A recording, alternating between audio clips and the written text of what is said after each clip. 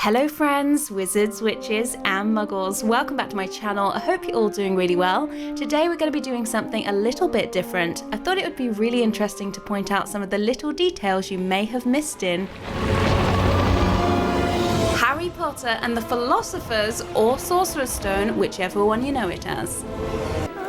First up, if you look really carefully, you can see that Neville actually switches between being a computer-generated version of himself and the real him. Here, he's real. And here's fake Neville. They used computer versions of characters for stunts that were too difficult or too dangerous to perform with real actors, which makes sense given what's happening to poor Neville here. Wow, it's particularly obvious in his face here.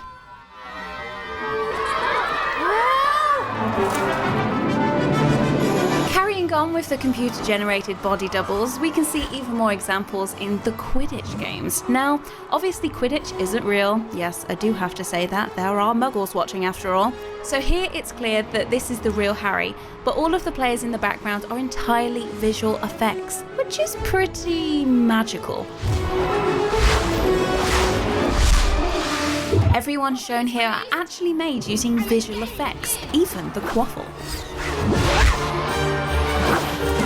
Some of the faces on the computer-generated characters really are hilarious. This one always makes me laugh, and she almost looks like a Sims character. Yes! Another telepoint to Gryffindor!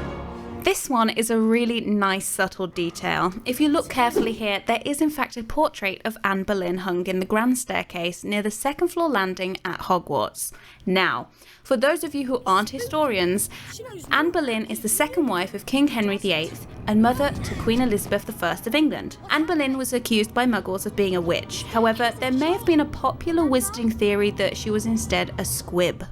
But you are a seeker. Whilst Oliver Wood is introducing Harry to Quidditch, there is a really lovely little detail that certainly passed me by the first time I saw the film. When Harry releases the golden snitch, notice that Harry's eyes are locked onto it, while Oliver is searching around the air for it. This shows Harry's natural gift for being a seeker, which is pretty cool. As Harry enters the Great Hall for the first time, there is a cheeky clue that Professor Quirrell, and therefore he who must not be named, sorry, spoilers, is actually the reason Harry's scar is hurting, not Snape as Harry assumes.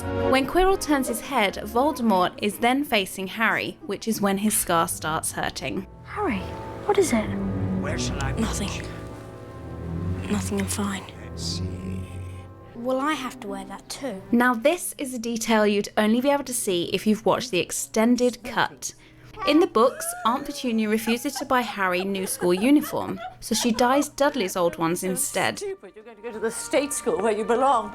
And this is what you're going to be wearing when I've finished dyeing it. Another glimpse into the horrendous upbringing Harry had living off Dudley's hand-me-downs. Fit you well enough.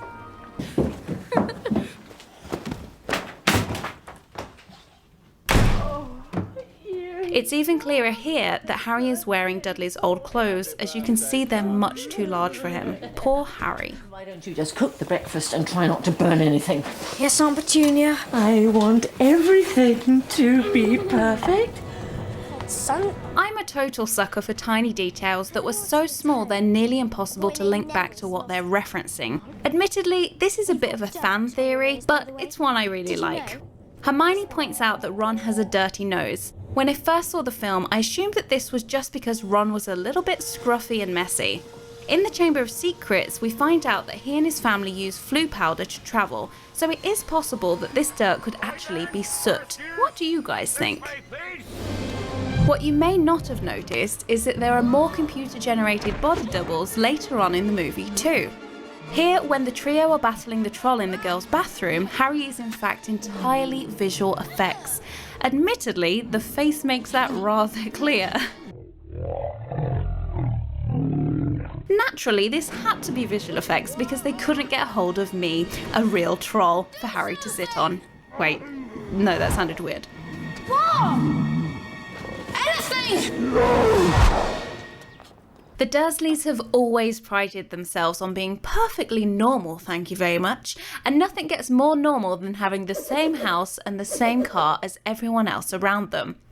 Every car on every drive here is a Vauxhall Vectra, every garden has a bird bath in the middle, and the same plants and even the same chain fence. It certainly doesn't get any more normal than that. Have you ever wondered what Neville had forgotten when his Remembrall turned red? Well, it's actually really clear here. Take a closer look. What is Neville missing compared to all of his classmates? That's right, he's forgotten his Hogwarts robe. Now this is one of the more meta details hiding here. When Harry arrives at platform 9 3/4, we actually catch our first and only ever glimpse at Neville's grandmother, Augusta Longbottom. Not a fantastic deal, else to say about that, it's just super cool!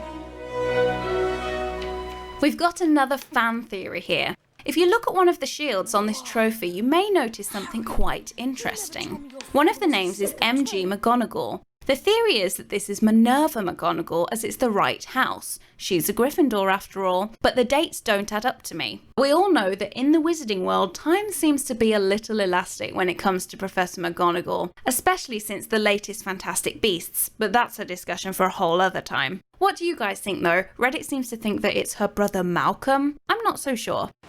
And they bring, if they desire, either an owl, a cat, or a toad. Something that I'd never noticed before, when Hagrid takes Harry to the Leaky Cauldron for the first time, the sign is actually obscured from muggles. It seems only wizards and witches can see it, as when the pair approach it, it then reveals itself. A nice little magical touch, if you ask me. Feels strange to be going home, doesn't it? I'm not going home. Not really. So those are some of the details I thought you may have missed from the first Harry Potter film. I hope that you enjoyed this video. If you did, don't forget to give it a magical thumbs up. Also, I'd love to know what you guys think about this different style of video. Do you want me to do more like this? Are there details you think I've missed here? Or do you want me to do the other Harry Potter films? Let me know in the comments down below. Thank you guys for watching, and I will see you in my next video.